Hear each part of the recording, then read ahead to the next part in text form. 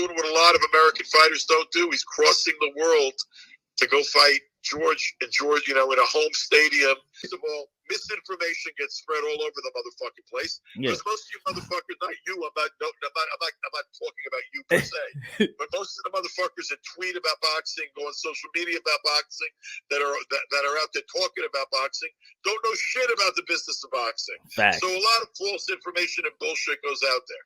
You want to applaud that shit. You know what the fuck you being critical about? What do you give a fuck who the promoter is? So what the fuck? And to be honest with you, if you ain't paying for it on pay-per-view and you don't have to pay for it on a streaming service and you're getting it anyway, the fuck are you complaining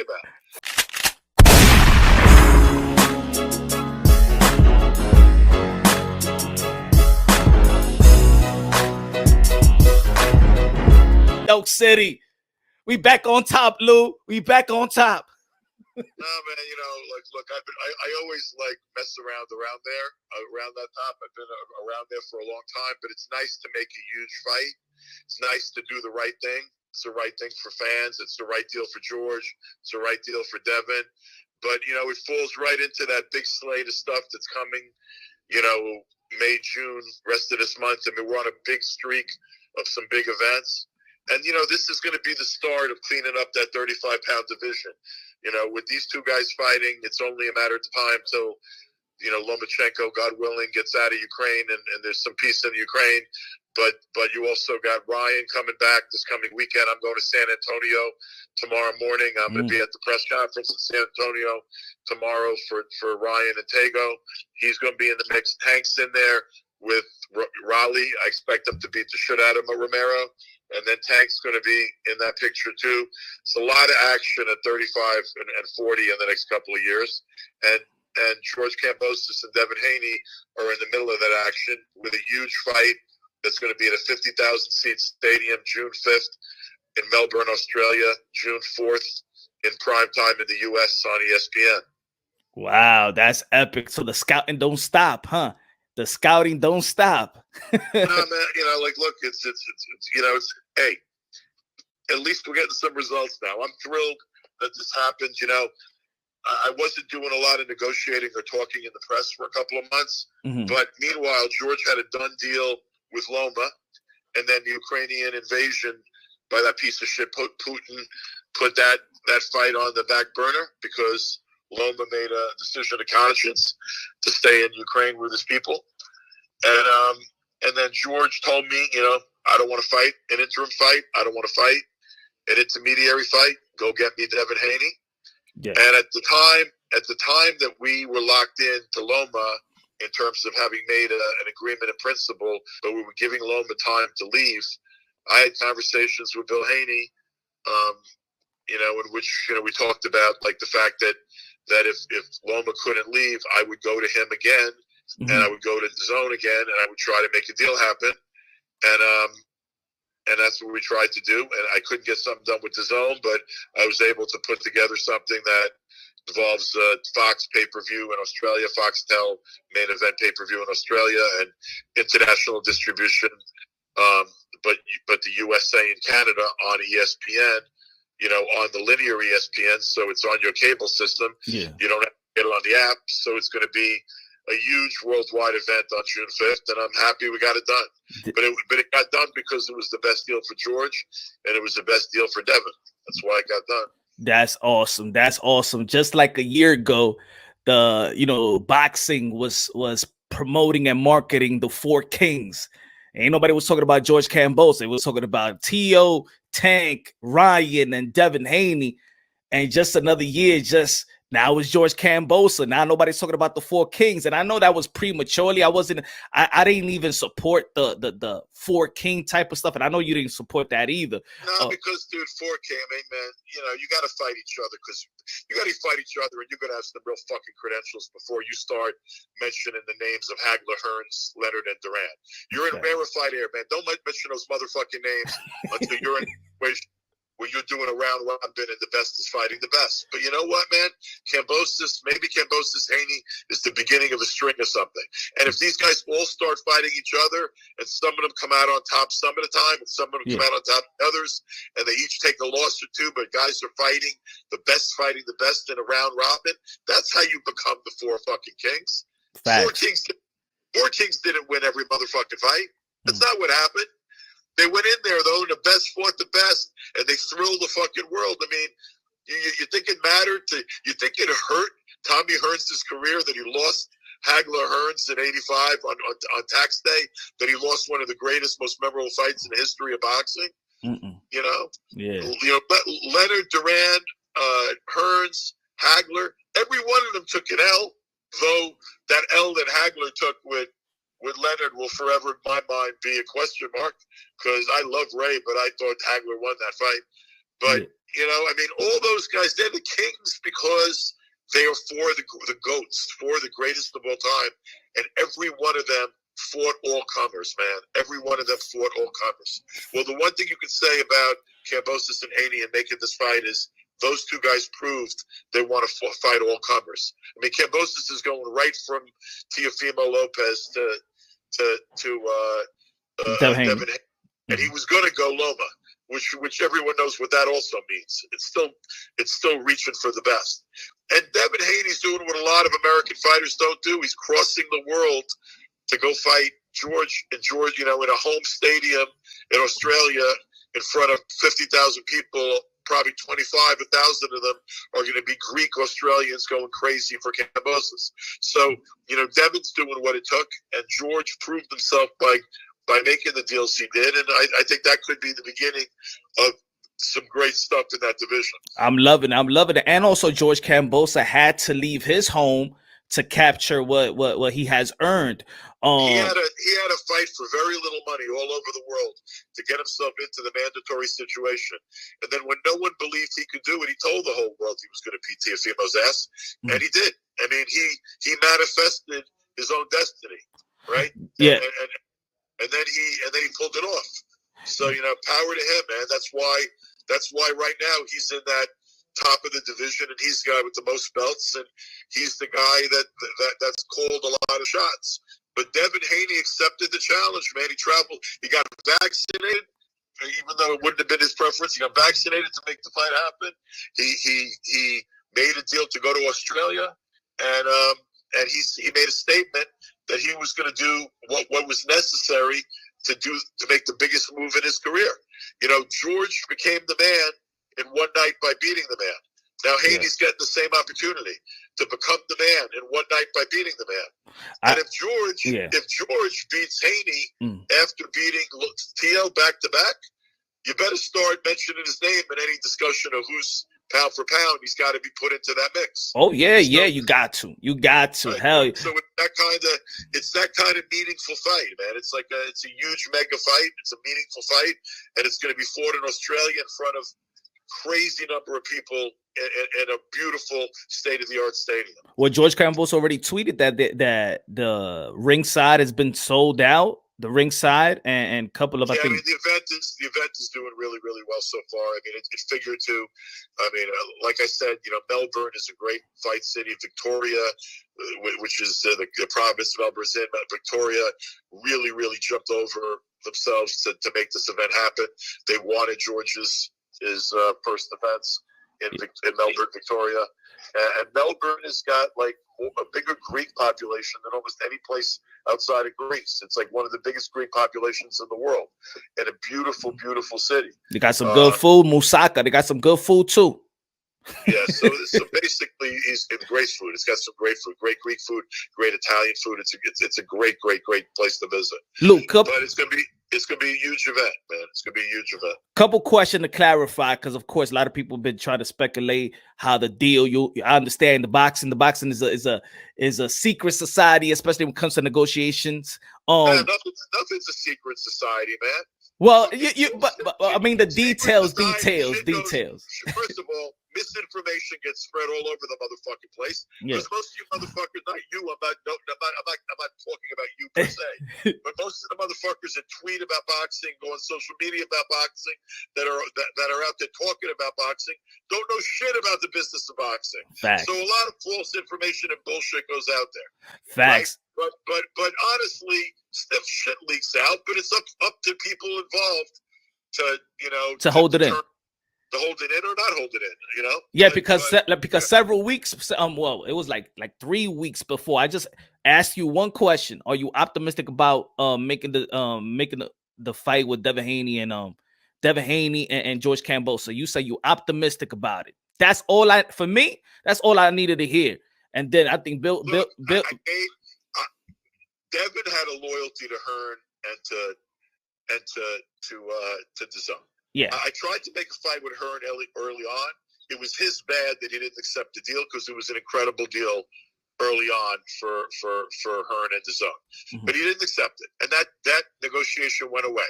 So then I made a deal for Lomachenko to be on ESPN pay-per-view over in Australia on Fox. I made a big deal for Lomachenko. He couldn't get out of the country.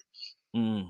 Lomachenko couldn't happen. I said to Cambosa, "What do you want to do?" He says, "I don't want to fight an interim fight. I don't want to fight anybody else. Go make me Haney."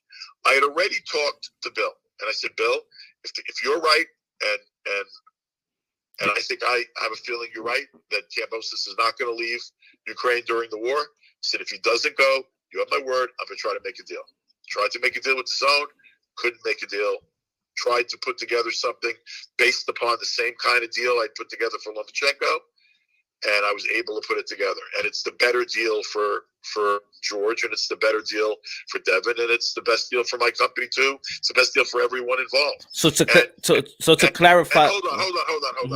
Yeah. To clarify, nobody forced Haney into a deal. Haney did the best deal for Haney.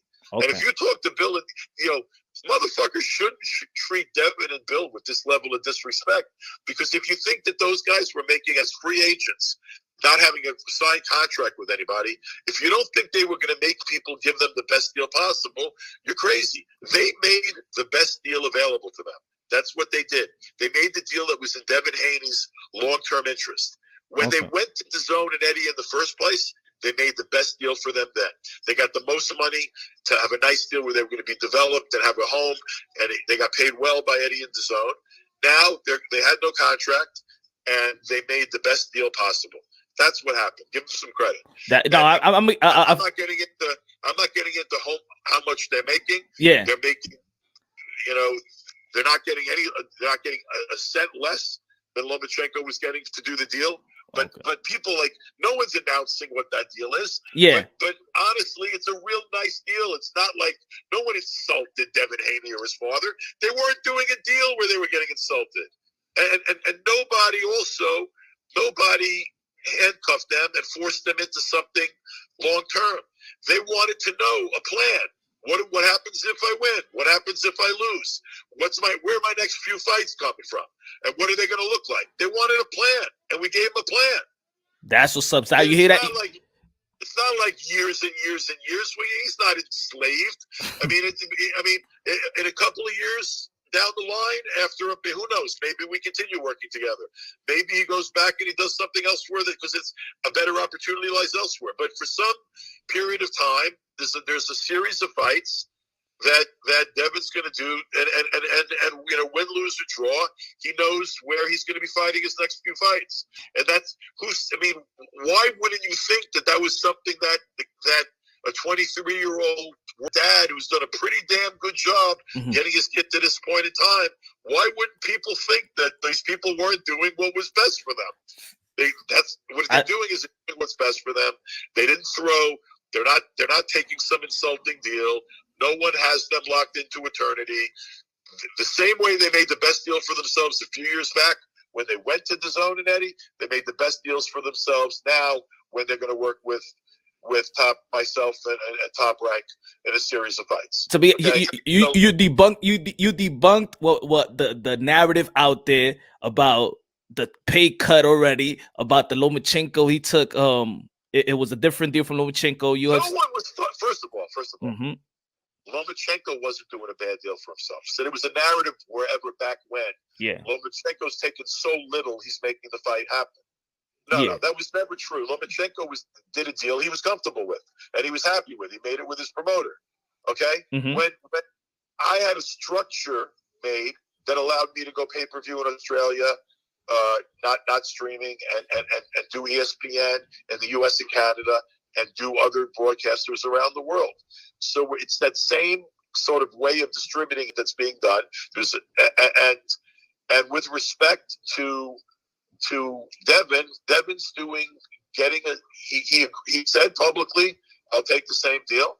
And he's getting at least the same deal. Mm-hmm. And the same deal was never a bad deal. And when he found out what it was, when he saw our offer and he had something to compare it with, what we were offering him was the best plan for his future. And it was the best deal. And that's why he did it. And like, I laughed at a lot of the narrative because people didn't know what the fuck they were talking about. and with respect to, I was also laughing at it because a lot of people who were saying it are people who are close to Haney and his supporters. I think the only reason is why, because he in the first interview he said that he took way less, so people already ran with the pay cut. But every fighter has a right to believe he deserves and he's more. Worth more. And I had like an old run in, and Floyd and I laugh about it to this day. When he told me that I got to be paid when he was a young kid, and I basically wasn't prepared to make him the highest paid guy on HBO yet. And he was like, I'm the best fighter in the fucking world. And you're all going to see that I'm the best fighter in the fucking world. And I am going to be the highest paid guy on the network. And he turned out to be right eventually, but just not at that second. Now, and if Devin has to do a fair deal to get the biggest opportunity, and he likes what's ahead for him, that's the only way he's going to do a deal. These people were never going to do a bad deal. They would have stayed at the Zone and Eddie. Yeah, true, because they like you said, they are loyal to Eddie. Do you think win, lose, or draw for Devin Haney, is he locked in with 3 fights with Top Rank? Do you know anything? I'm not talking about fucking contracts or making shit public that's in a contract. True. Okay. Anything that Devin is committed to is because Devin and Bill were comfortable being committed to it, and because they think it's in their best interests. Okay. And you know what? I mean, obviously, George Cambosa beat Teofimo Lopez, and George Cambosa is going into this fight to beat Devin Haney. But Devin Haney knows he has a fight ahead of him no matter what happens that night. So, like, I mean, don't assume that Devin Haney isn't happy with the deal he did. He wouldn't have done it. I mean, the stupidity of some of this shit. Like, it's like people wanted this to happen, and then it happened, and then motherfuckers needed to find some other shit to complain about. Yo, is the American... I believe Lou is the American toxic the toxic of American boxing fans. I always talk about it. I think that it's always bitter. The boxing fan is always like bitter baby mamas and family court. Everybody who wanted Cambosa's Haney, you got it. The fuck are you looking for a negative narrative about? Right? Yeah, I agree 100%. And by the way, guess what too? You know, everybody who's concerned about the common man, you don't have to fucking be paying a monthly subscription to get it either in the States. It's going to be on ESPN. The fuck are you complaining about? Tell him, Lou. Hey, that's what I'm going to be talking about today throughout the live show is that when are we going to be content? We ask for something. We get it. We want these fighters to fight like back in the days. Look what Devin Haney and these guys are doing at the age of 23. By the way, why should fight fans? Here's the other thing. Mm-hmm. We got all these fucking exclusivity shit. And in my mind, I've been on the record about this for years. It doesn't help. It causes an unfair playing field. It stops a lot of big fights from happening. Yeah. So you have a situation where the big fight's happening, and one of the kids had to make a tough decision in terms of moving around where he's been fighting to allow himself to get the biggest opportunity. You want to applaud that shit. You know what the fuck you being critical about? What do you give a fuck who the promoter is? Or what the fuck? To be honest with you, if you ain't paying for it on pay-per-view and you don't have to pay for it on a streaming service and you're getting it anyway, the fuck are you complaining about? Facts. Yo, Lou, you got to be talking more, man. We need more of this, Lou. We need more of this, Lou Dibella. Look like you got your second win. Look like you got your second win, Lou. Dude, look. You know, boxing's a roller coaster ride. It's an ebb and flow. And right now, my roller coaster is soaring pretty high. And I got I thank a lot of fighters to thank for that, and a lot of hard work to thank for that, with some really big events coming soon. And and you know, we're gonna have this huge event June 5th. A week later, we're gonna have an announcement coming out soon. But there's gonna be a boxing show, Hall of Fame weekend, Friday night at the Turning Stone Casino in Verona, and we're gonna start. You know, Bye bye. Lou Dibella going in.